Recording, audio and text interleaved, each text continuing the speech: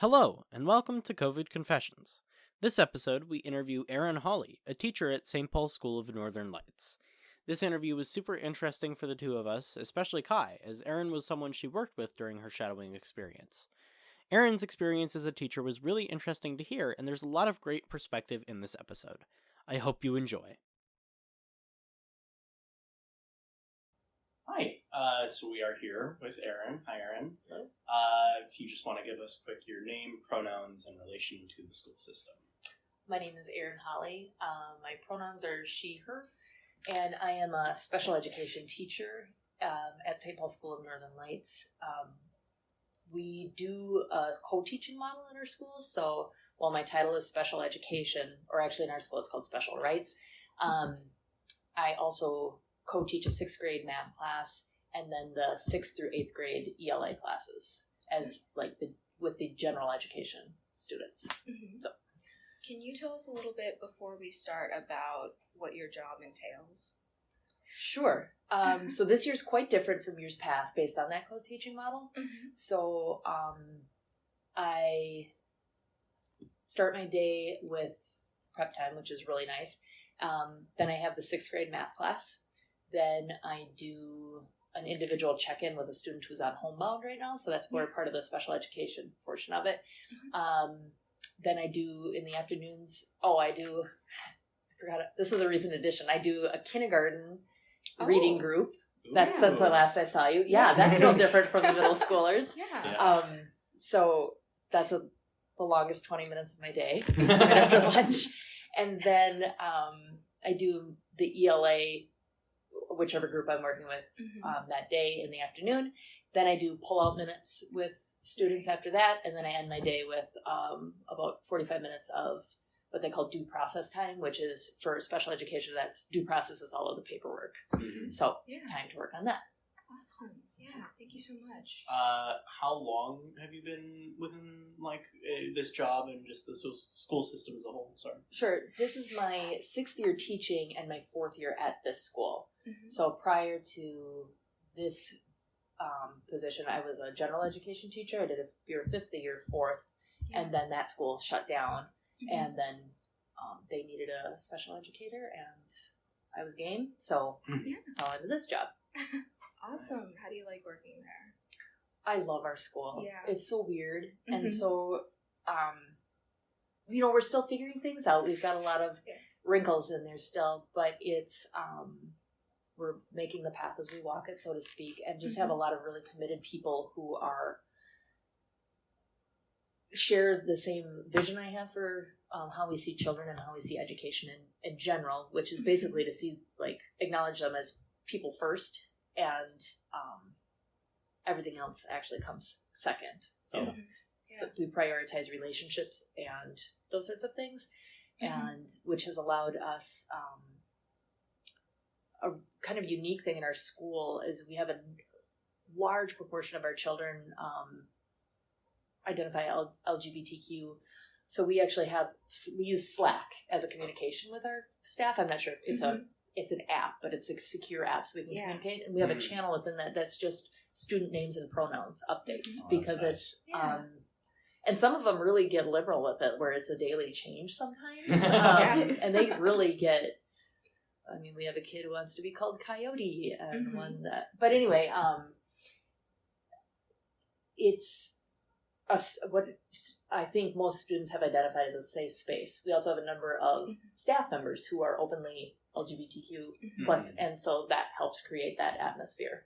So I guess when I say weird, it's a very affectionate term for kind of quirky, and so both the way we do education and then the sort of staff and students that we've sort of attracted as we call ourselves the island of misfit toys because we all have just sort of found a place here that feels good, or most of us anyway. Not all, doesn't fit everybody. That's beautiful. So, as the COVID pandemic started, how did your school initially react to the new sort of rules that everybody had to follow? Yeah, so we, like everybody, had to go into the full shutdown. That was a non-negotiable, and then my understanding, at least, was that we were supposed to be very liberal as far as how much work was expected, how attendance was taken like that, because nobody knew what to do. So we met as a staff for about a week to try to plan what to do. And the general education teachers had a very different plan than the special education teachers because of how we needed to do that. Special education is unique in that those IEPs are an actual legal document that we have to meet these minutes. However, if I'm supposed to meet with a kid, a half an hour a day, that's not a reasonable thing to do virtually. Right. So we had to there were a lot of figuring out and coordinating with MDE to figure out, like, well, how do we actually meet these minutes? What is the requirement? So our school decided to, again, because we try to prioritize the people first and honoring the fact that some parents were still going to have to work, some parents are going to have a whole house full of kids, made the academic requirements very, very low. They created what are called choice boards. So they went across each of the subjects, and then within math, for example, on any given day, the kid would have like 3 different options of things that they could do to complete that. And then I believe attendance was taken just by somehow checking in with that teacher every day. So whether it was an email, showing up for a Zoom, things like that. But we neither the first year nor any time after, made it mandatory to show up to any Zoom meetings. And the same applied for SPED. Like, even though I had to be available for my students, and I would say we had these meetings at this time, if they didn't show up, there's no penalty attached to that or anything like that. Interesting. Yeah. So that was the first, mid-March through the end of that year was everybody, I think, was shut down. Yes. Yeah. Across the country, I believe. Yes. So as we moved into the second year of it, so I think that would have been the 2020-2021 school year, we started the school year in person. Our school board, because we acknowledged, like, this, we did not feel like this was an ideal way to learn from home on a computer screen. We're also a very low-tech school, so this was, we were all scrambling trying to figure this out. They made it a school rule. I think the max that students could be inside the building was 2 hours per day. So we made all of these outdoor classroom spaces for them. And they were trying to do, a lot of environmental based projects, but then also your core academics outside too,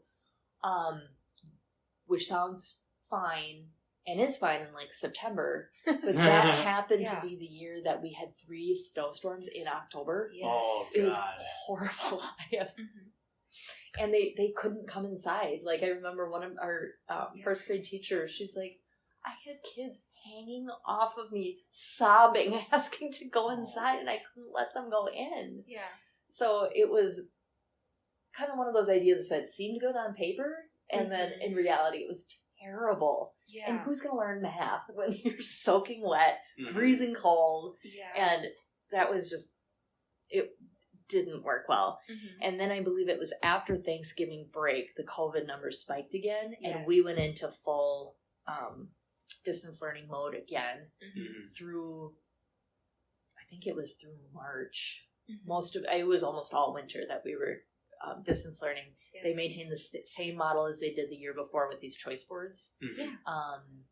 I should say within those 2 we did, I offered to take on one of the math classes and just would post videos of me. I used my shower as a whiteboard. And I don't know if anybody accessed that or not, but we did try to do some explicit instruction for anybody who wanted it, but it was never a requirement. And then we came back that spring. I think we did have to maybe shut down one other time for maybe a week or something like that. But even when we came back that year, I remember it was so disjointed, and then we did not make it a requirement to come back in person. So it was, our attendance was very spotty. Those who didn't show up were supposed to do these choice board things, but again, there was no follow-up or fidelity with like how much work was. You didn't have to turn anything in, you just had to check in with your teacher, Right. type of thing. Yeah. So it was really, that whole year was just about treading water and Yeah. not, Mm-hmm. so that was the second year. And then the third year we were back the whole year in person. I think with just 2 weeks we had to shut, where our numbers Yes. spiked really high. Once I think Mhm. it was because we had too many staff members out with it at once, and then the second time is just overall our numbers spiked again. But those were each just weeks, and then we were able to come back. Yeah, absolutely. And this year we've stayed open the whole time. Yeah. How were those choice boards? Like, how effective do you think they were overall? Because on paper it sounds like a really good idea, like It when I'm listening to does. this. But as I said, there is no follow through on it as Right. far as like Yeah. what did you have to do. Mhm. And so if you had in some instances it worked just fine. If you had a parent or someone at home who could help with, especially the little Right. ones, like, yeah. you know, they need access to printed materials or getting Mhm. online or some sort of adult help. If they had someone there, then it could be an effective way to learn. Right. But if they didn't have someone there, or they had too many younger Right. siblings, or whatever it was, or in the older grades where a parent might not be able to help, but they couldn't help their kids, and so it did not seem like the choice boards were very effective for the vast majority of students as far Mhm. as actually furthering or deepening their education in Right. any of these Mhm. major Yeah. ways. Were there any? I know you mentioned like recording videos, Mhm. like in your own home and in your shower, and like coming up with those creative ways to sort of, still provide the materials to your students. But were there any other like incentivized ways to like draw them back in and keep their attendance up? Because most schools struggled with attendance. And Yeah. So I bet. Yeah. We did 2 things. I don't remember which. It definitely wasn't the first year with the mandatory shutdown across the board. Right. I think it was the second year when the snowstorm year. Mm-hmm.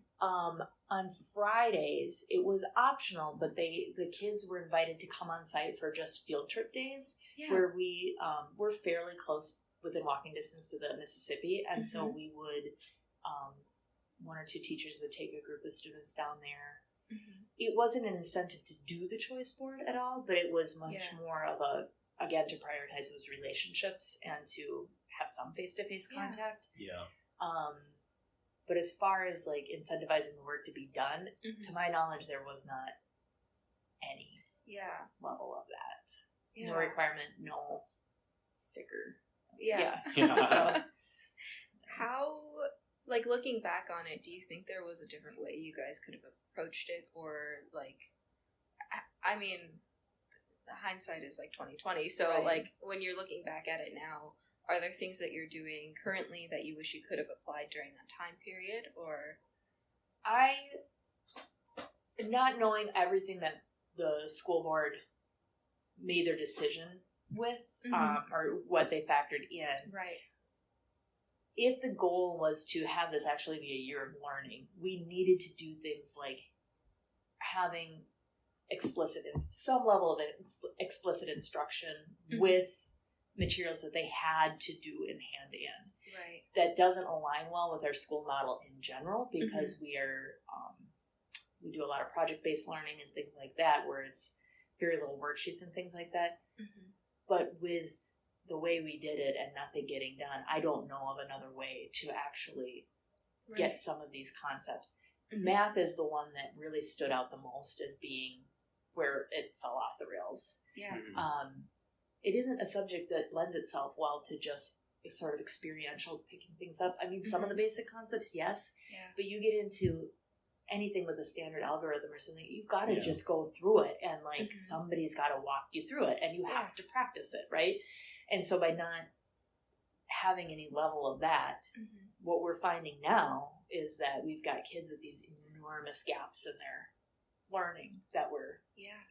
our COVID kids. So I think it would have been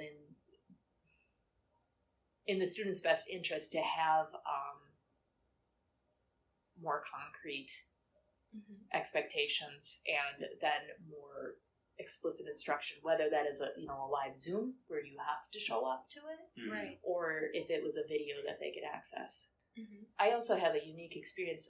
So I live in Wisconsin, so my two children were in Wisconsin schools, and after the first mandatory shutdown, COVID basically didn't exist in Wisconsin. We were like, Really? yeah, like it was pretty controversial, but everything opened back up right away.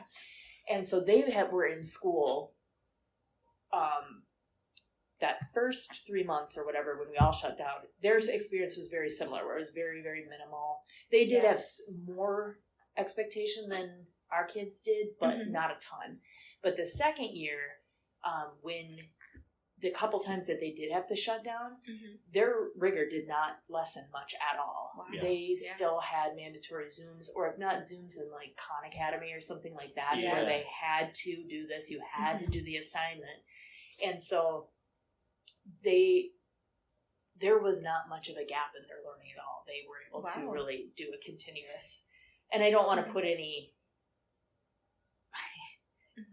I get both sides of it. I get why the advantage of Wisconsin being we're just going to keep going and pretend it doesn't exist, and the Minnesota's more conservative approach to it. We're no, we don't want people to drop dead on us, so let's not.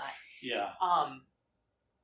And there are two sides to each coin. So, but again, I get to watch my kids have no gap in their learning really at all that I could tell, versus the kids I work with, where it's holy smokes, you missed an entire year and a half of stuff, and now all of a sudden you're in the 7th grade and you don't know how to multiply. Because you didn't. That you don't just magically learn that stuff. So. Absolutely. Yeah.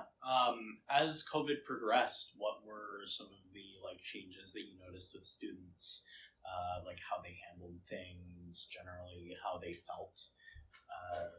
Could you speak on that? Are you talking entirely the academic portion of it, or more emotional, or what are you thinking? Emotional. Yeah, more is emotional. Oh, what sure. I'm too. Let me think on that. It did. We would see things especially with our students with special needs who really thrive on those regular relationships that are built. Right. When that was so irregular, or the connection was broken there for sometimes extended periods of time. When they did have to come back in the building, we would see these big spikes in behavior, which is very expected for them. The general population of students, though, without those needs, I would say the attitude toward school has changed, where it is, for the first time in my lifetime anyway, school was all of a sudden seen as sort of optional, where it was not a priority. And so we've noticed even since we're back fully in session, the attendance has never come back to where it was, where it's just our family feels like taking an extended vacation for a few days, and it's just kind of accepted now as that's okay.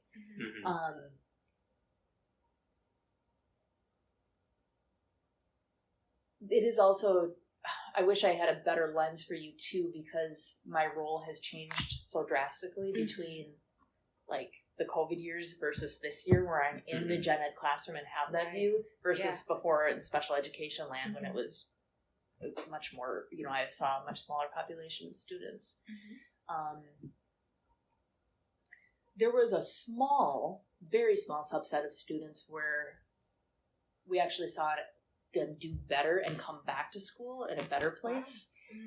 I can count on one hand. Yes. Some of them were kids where it was just I really like learning from home because I didn't have to do anything. Right? There was one in particular, though, he was just a hot mess before he left, where he was just violent and just in such a rough place. And I think that extended time where he was actually home with his family, and they were of a position where they could be in with him doing the work every day. Yeah. It was kind of an eye-opener for them too, like, well, that's what the school's talking about. Yeah. And so it was a good time for them to get to know their kid as a student a lot better, and to find some good strategies to help him through schoolwork. And they were able to, when he did come back on site, give us more insight, and we were able to create a much better plan for him. And he's, not that there have been, that we have still ongoing issues, but nothing like we used to, where it actually was a really good thing in his case. So there are a couple of those that we have seen where maybe it was just extended time with family or something like that, or really having the family get to know their kid as a student and not just your child, helped. But for the most part, it was pretty damaging for at least the academic portions of students. I personally didn't notice a lot of emotional impact, and I don't mean to say that that didn't exist. I just can't speak to it through my experience. Yeah. Did you notice emotional changes within the staff that you worked with as well? Yeah, very much so. Kind of similar to families' attitudes about school, where it's not this Monday through Friday, that's all you, like, it's just a given, that's what you do, where it is more, a lot of people also, it really depended on your comfort level with COVID too, as far as what people thought was appropriate to be expected to do as staff. Where some people, even with a mask and things like that, they were genuinely afraid of it, or fearful of their own health, where other people, and I would put myself in this camp because I have the luxury of, I don't have any pre-existing health conditions, I've been blessed with a good immune system and all those things, so it's even like, even if I get it, I'm probably going to be okay. Where I just felt like we need to keep going as much as we can here. So there was a divergence in people's attitudes towards how much should we try to stay in person versus how much do we really need to try to protect ourselves. And then especially that second year when it was the weird outside schooling, we could all agree, like, this is a terrible solution to it. But some people were still like, yes, but it's still better than trying to be indoors. Oh yeah, when we were indoors, they still had to, I think there was a threshold of something like under 20 degrees, they were allowed to shut the windows or something like that. But otherwise the windows had to be wide open to try to keep the air circulation. And it was, so even when they were inside, it was freezing cold, where you were in hats, snow pants, mittens, trying to buy us gross. But, and so some staff were like, they were treated that with the utmost respect and followed those rules very strictly. And some were like, this is ridiculous. I'm freezing. We're closing the windows. Until somebody tells me otherwise.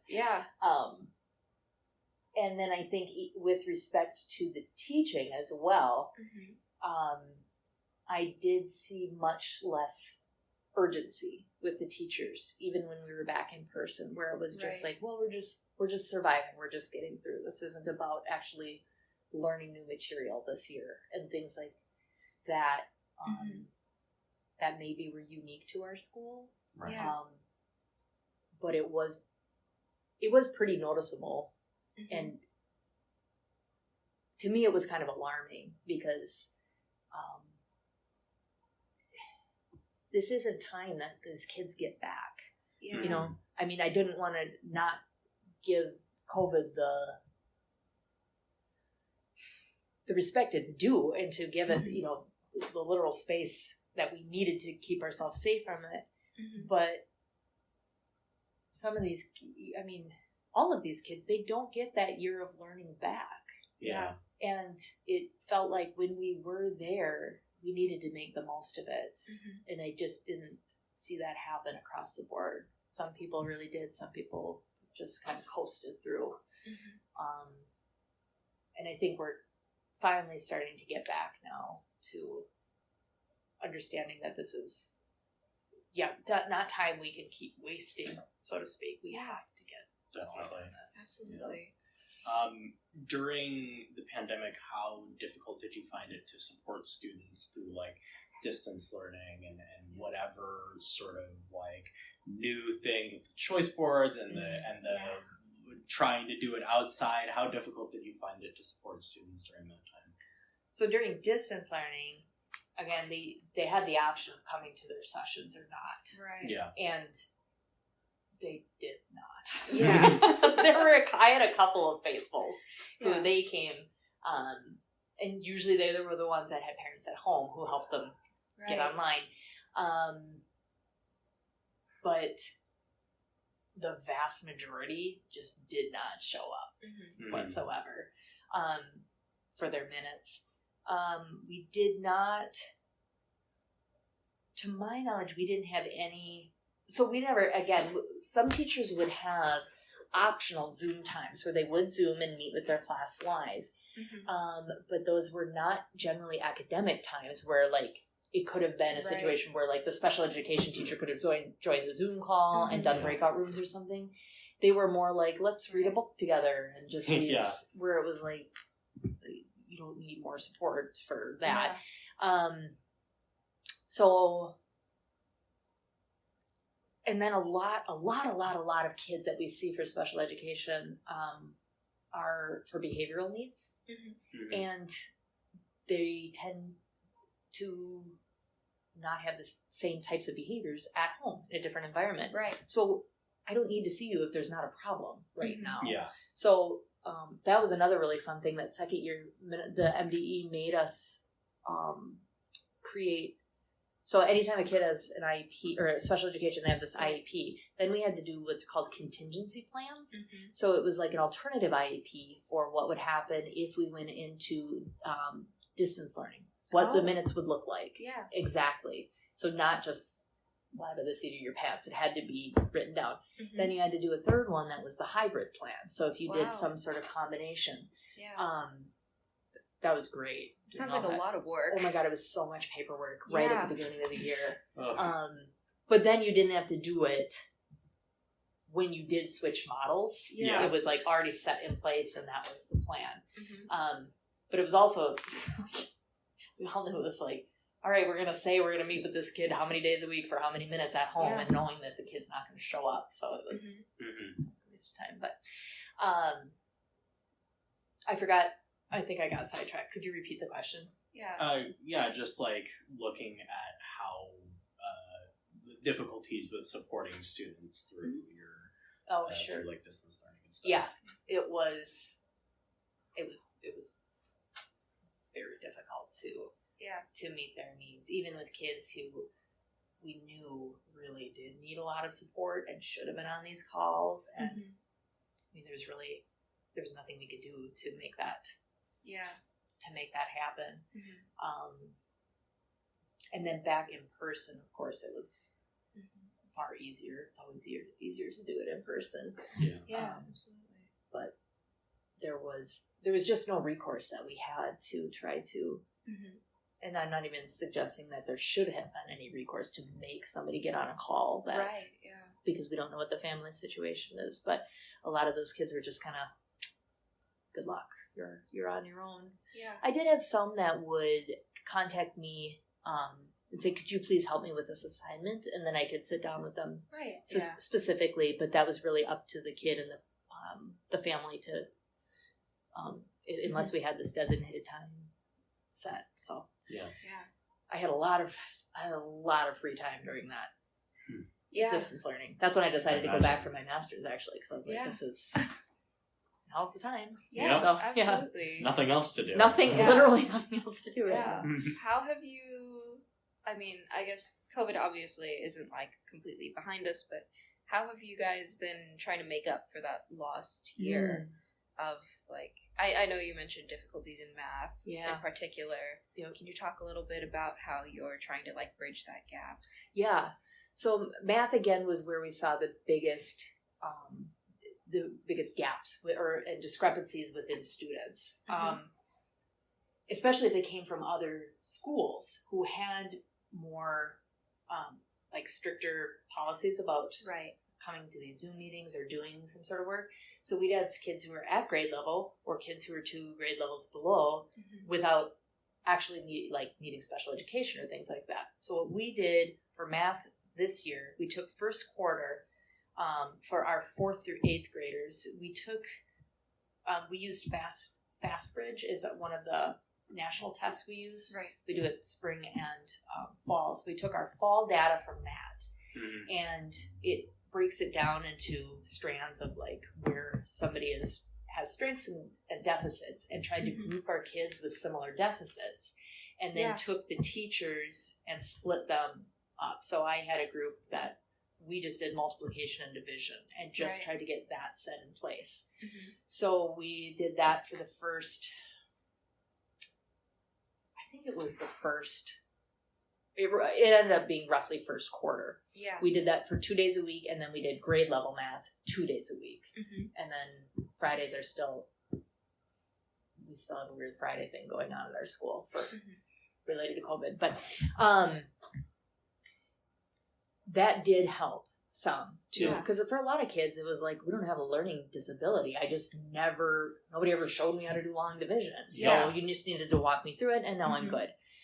So from second quarter on, then we've switched to all grade level math, and have seen there's still, we still see the hiccups, because those target groups that we had were helpful, but some kids were, had 3 or 4 things that they really needed concentrated work on, and we had to pick one. And so I'll have kids who, so as I do the 6th grade math, I have kids who are high math, capable of doing math, and then all of a sudden, for example, we got to multiplying decimals this year, and I realized, like, oh my goodness, you don't actually know how to do double-digit multiplication. Like, that somehow missed that boat completely. And it didn't take long for them to catch on, because fortunately they don't have any learning difficulties. But I think that gap is closing now, or those holes are being filled in, but we're still seeing it. I'm very curious. We're taking MCAs. We just did reading last week. And those results, we got back, and they were pretty positive, what I saw. Math is this coming week, and I'm very curious. And I will fully not, like, MCAs give you one snapshot. It's a very small standardized testing, all the things. But it's still going to be interesting data to see. I'm expecting to still see lower than I would hope for scores based on that, because we've worked really hard to try to catch up, but we're limited with time and how much a brain can take in all at once. So absolutely. Can I ask, you might not be able to answer this, but in my opinion, like, hearing that you took kids with similar deficits and sort of like worked with them to fill those things in, why didn't that like continue throughout the year? Was that just was that taking too much time from grade level math? That was really a debated topic between us teachers. Some felt like this is the way we should be doing math in general, is just to fill in the gaps. And we do have an expectation to, if you've got an 8th grade student, that 8th grader, we are required by law to expose them to 8th grade level material. Right. Yeah. So to some degree, we still had to do that. And the thinking was that we're going to be holding too many kids back by going too slow in this needs-based groups. If you were able to really if you had 5 teachers per class and could somehow break it down and like collect all this data for students and put out together all these groups that you could switch every week, that'd be a great way to learn math. But that's not reality, so we had to kind of go with, what are the majority of the students going to need here? Most of them we felt like probably can cope with grade level stuff with additional supports. And from my experience, that has worked pretty well. Okay. We have done things to acknowledge the fact, like, okay, maybe you don't have your multiplication tables down as you should. Here's a multiplication chart. We're not going to spend a lot of time working on this basic here, but I'm going to give you this tool that's going to help you continue to still progress in your math learning. And then at home, can you please try to work on these couple of things? Yeah. That type of thing. But the consensus was more that we were going to hold too many kids back if we didn't give them full, like, the grade level stuff. Right. Okay. That's interesting. Definitely. Has the pandemic like affected how you approach your work? I was one that, because again, I mentioned I come from the privilege of a good immune system and not having, like, I never worried about it too much. Yeah. Right? Same with my family. I don't have anybody real vulnerable at home. So I went into it with the mindset of, I really want us to keep going as much as we can. Yeah. And then when I've seen now what happened when we let these expectations be so low, and how much that has snowballed and affected our students' learning, I would say it's given me an urgency that maybe wasn't there before. Yeah. That I don't think is a bad thing. Like, for me, like, to have not higher expectations necessarily from the students, but to, like, no, this is really important. We have to get through this material. Like, I owe you this. Yeah. That's more the feeling is I owe you this, student, that you get this. I don't know that my experience would be the majority of what my colleagues might say.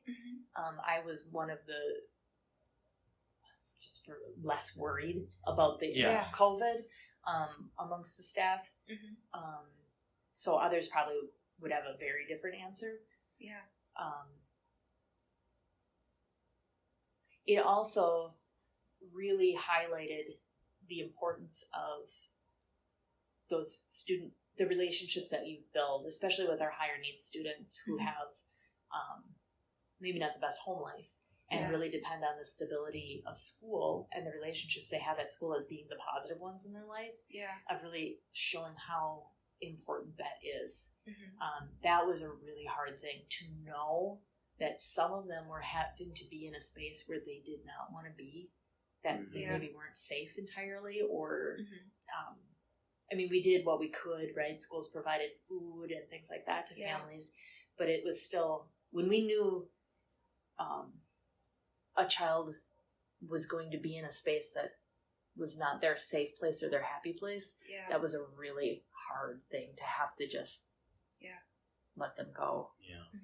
It's something unique you see as you approach extended breaks, so like winter break or summer break. Behaviors with some students will spike as they come to that realization of, oh God, I've got to be at home. And that's really hard. But then to have it where it went on without knowing when the end would come was even harder. How did you? Were there ways that you found that could help you sort of cope with like letting them go and realizing that like there was only so much you could do, or is that still like an ongoing struggle? I would say that's an ongoing struggle. I mean, in terms of like an educator's career, at 6 years, I'm still on the novice side of this, right? Yeah. So an adage in teaching is you can't save all of them.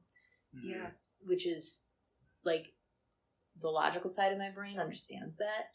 The emotional part of me is like, but I got to try. Yeah. Right. And so there were things like trying to do extra connections with kids of, checking in more often, even if they weren't coming to the calls, like emails or things like that, or just really letting them know in little, like, I'm thinking about you, I am here, whatever you need. Yeah. But you are limited with what you can do when they're confined in that home, right? I worked with older kids, so it was a different approach.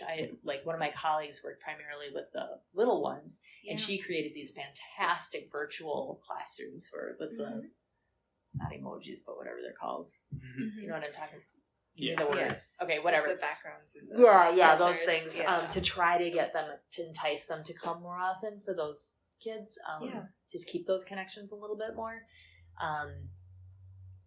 I did not feel like 6th and 7th graders would really be into that. Yeah. So I didn't take the time, frankly.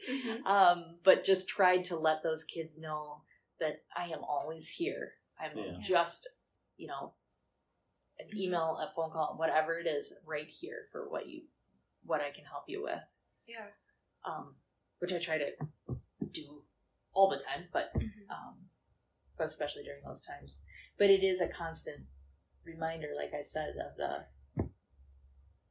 very hard reality of I can't save all of them. Yeah. And it doesn't matter what I do, I might not be able to have the influence I really want to here. Yeah.